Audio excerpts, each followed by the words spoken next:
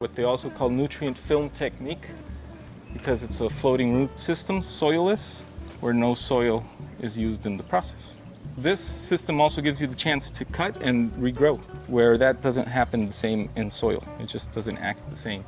So this system holds 180 plants in virtually no space. Right. Those are all lettuces? Those are all lettuces, but they didn't react well. From the day they were transplanted, the morning was just so hot that a lot of them are they're just not making it.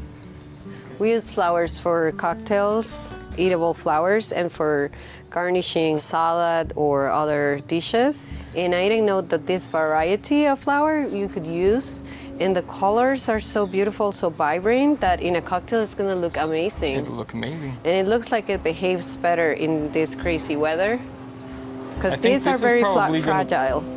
Clavelinas. Those are very fragile. Yeah, but I learned the hard way what you said before. You need to harvest them in the morning when there is no sun.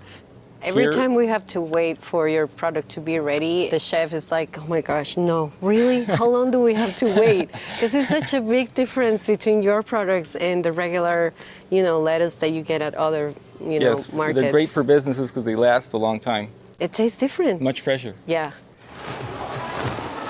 So this is barley malt, specifically is Pilsner malt. It comes from Germany. It's really high quality. And this malt is used as a base malt for a lot of the beers. You take the barley and it has to grow to a certain point where it's gonna break a little bit the seed, so it's easier for the yeast to eat it after mashing process. And it's also going through a drying process and a toasting process.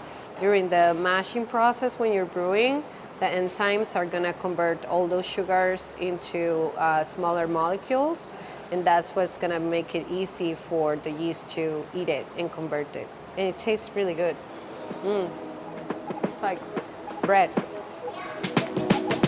We have hops here, Mosaic specifically. These hops I really love because of the flavor and aroma that it provides to IPAs specifically. Citrusy, tropical fruit, kind of like aroma and flavor. I really like it. We use it for our West Coast IPA. This is the flour of the hops, and they get dry and crunch into these pellets, so it's easier to put into the beer. And the aroma, it's just amazing. It's amazing. You're not supposed to touch them because they're very sensitive to the oxygen. They lose their qualities, so you have to use them right away. And if I crush it, you can see this is petals really from the flower. I'm an IT professional. I have a master's degree in IT. I was very successful at it. There was this big project located in Maine where headquarters was. So my manager was like, would you be interested in coming for 2 years here to manage this project? It was during our time in Maine that we really fell in love with craft beer and craft industry. We didn't have that in Costa Rica, so we would always go out, my husband and I, and have a beer at a brewery. We were close to great breweries. That's how we started talking about, oh yeah, when we retire, we could do this. We could open a brewery and this and that.